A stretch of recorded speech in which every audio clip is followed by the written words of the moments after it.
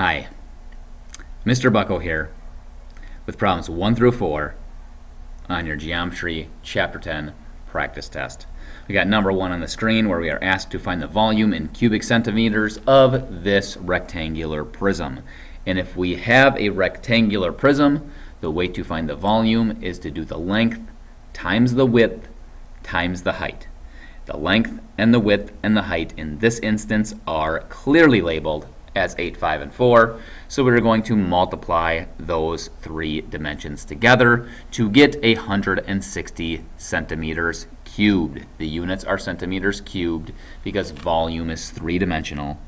So it is 160 centimeters cubed. Number 2, we're going to find the volume of the triangular prism in cubic meters because it's all measured in meters here.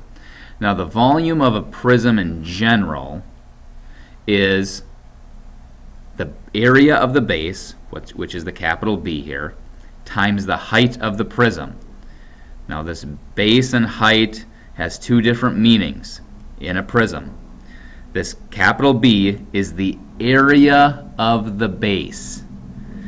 The base of this prism is this triangle right here.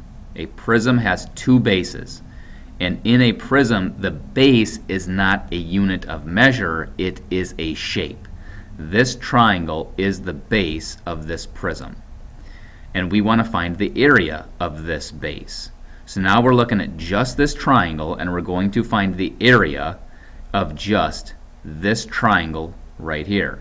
Now when we find the area of that triangle, we have to identify the base of the triangle. So there's that word base again. So there's a base of the prism, which is the triangle, and the base of the triangle, which is 7. And the height of the triangle, which is 4. The height of the triangle here is not the same as this height in the formula for the volume of the prism. The height of the triangle is 4, so we're going to do 1/2 times 7 times 4. This right here is the area of the base. This right here is the area of the triangle, which is the base of the prism. And this 12 is the height of the prism. 12 is the height of the prism. So notice again, we have two different heights going on here. We have the height of the prism, and then we have the height of the triangle. Those are two very different things. So we have the area of the triangle, which is the 1/2, 7 times 4, the height of the prism, which is 12, and we do this multiplication, which is going to be 1/2 times 336. The 336 comes from 7 times 4 times 12. We multiply that by 1/2, or divide it by 2, and we get 168 centimeters cubed, because we are finding the volume, and volume is in units cubed. And actually, my mistake, this should just be meters cubed. There should not be a C there. This is 168 meters cubed. Sorry about that. Number 3, find the volume of the cone in cubic millimeters. We're going to use 3.14 for pi and round to the nearest hundredth if we need to. So we need to find the volume of the cone. Now a cone is a pyramid of sorts, and the volume for that is 1/3 capital B, area of the base, times the height of the figure, of the pyramid, of the cone. The base is this circle. So we need to find the area of this circle. And the area of this circle is pi times radius squared. So I have the 1/3 from the formula for the volume of a cone or pyramid. The pi becomes 3.14. Why? Because it says use pi equals 3.14.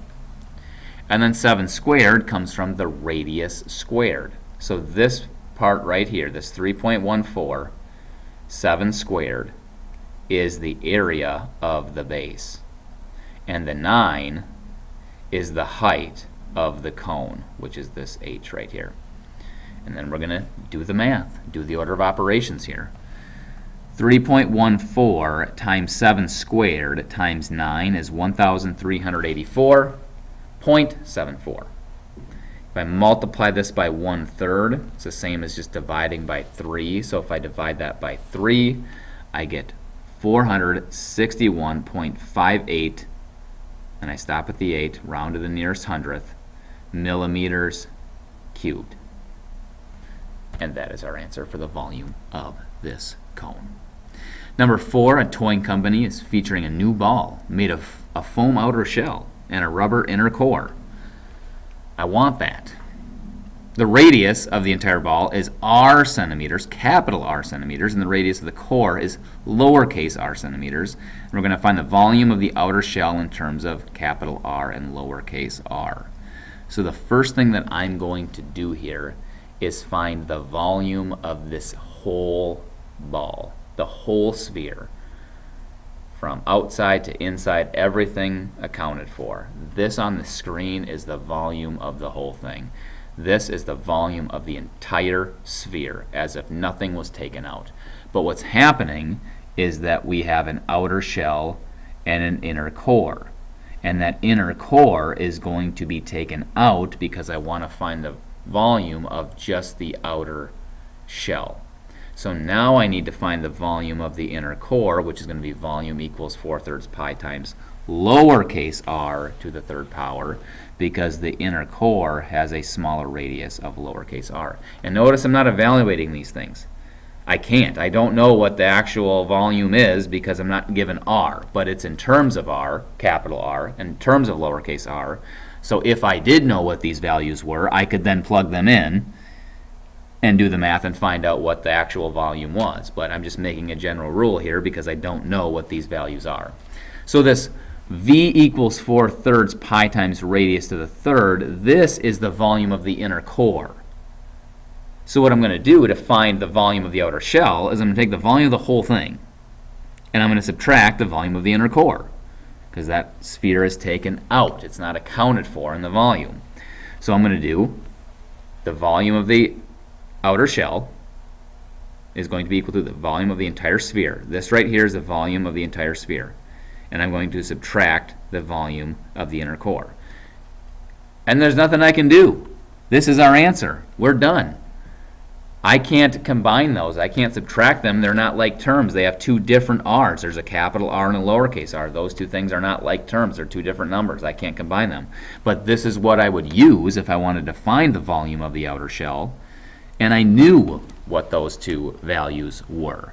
So this, even though it doesn't look very simple, is the answer and the rule for what we would do to find the volume of the outer shell.